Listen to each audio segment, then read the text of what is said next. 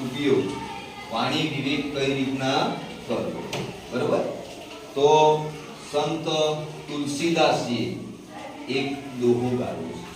હા, સંત તુલસીદાસજીના દોહા ખૂબ સાંભળવા જેવા છે અને એમને એક દોહો ગાયેલો છે, અહીંયા આપેલો છે કે શિવાણી બોલીએ मन का आपा खोल और को शीतल करे आप शीतल होय संत जी आप તમારે તમને ઘડીએ ઘડીએ કહેવામાં આવતો પણ તમે આ મગજમાંથી કરો છો. આ રીતના હું બોલ્યો ને આ રીતે તમે હું હા તો તમને કેવું થાય મનમાં?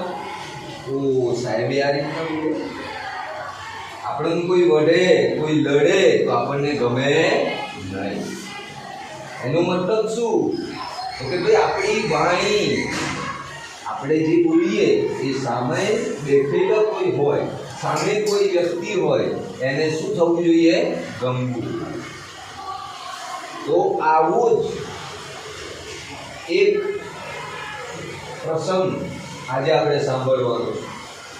આપણી મહીસાગર જિલ્લામાં ધોરણ 3 થી 8 મહીસાગર જ્ઞાન ગંગા અંતર્ગત જ્ઞાન પ્રકલ્પ અંતર્ગત દરેક જેમ તમારે બધા વિષયની પુસ્તક છે ને એ રીતે જ્ઞાન પ્રકલ્પ નામનું પુસ્તક બહાર પડેલું છે.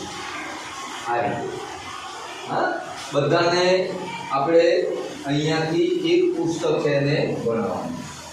તો એમાં તમારે જે અહીંયાથી રજૂ થાય એ સાંભળવાનું, એના પ્રશ્નો આવશે એ તમારે લખવાના. અહીંયાથી આપણે એમનો અભ્યાસ કરવાનો. હવે આપણે છે ચારિત્ર નિર્માણ. જીવનમાં ભણતરનું જ મહત્વ છે. હા, જીવનમાં ભણતરનું મહત્વ નથી એનો મતલબ એ નહીં કે ભણવું જ નહીં, ભણવાનું પણ ખરું, પણ ભણવા સાથે આપણામાં ચારિત્ર, આપણામાં એવા ગુણ આવવા જોઈએ. શું આવવા જોઈએ? ગુણ. જૂઠું ના બોલવું, કોઈને ખરાબ લાગે એવું ના બોલવું, કોઈને તુકારાથી ના બોલાય, સામેવાળાને મીઠા શબ્દોથી બોલવું, પ્રેમ. વાણીનો મધ જેવો ઉપયોગ કરવો. મધ કેટલો મીઠો હોય, મધ કેટલો મીઠો હોય.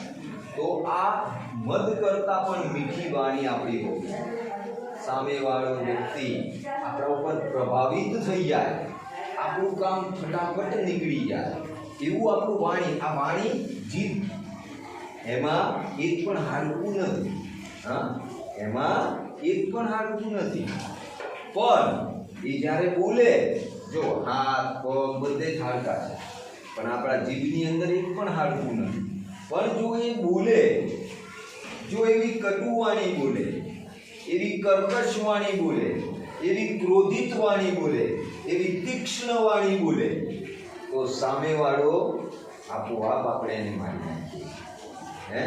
સામેવાળા ના મારવું હોય, જો આપણે આમ જીભથી કંઈ બોલાઈ ગયું હોય ને, કઈ અપશબ્દ બોલાઈ જાય, કઈ ક્રોધમાં કે કઈ ગુસ્સામાં આવીને બોલાઈ જાય, તો ન કરવાના આપણા હાડકા ભાંગી જાય.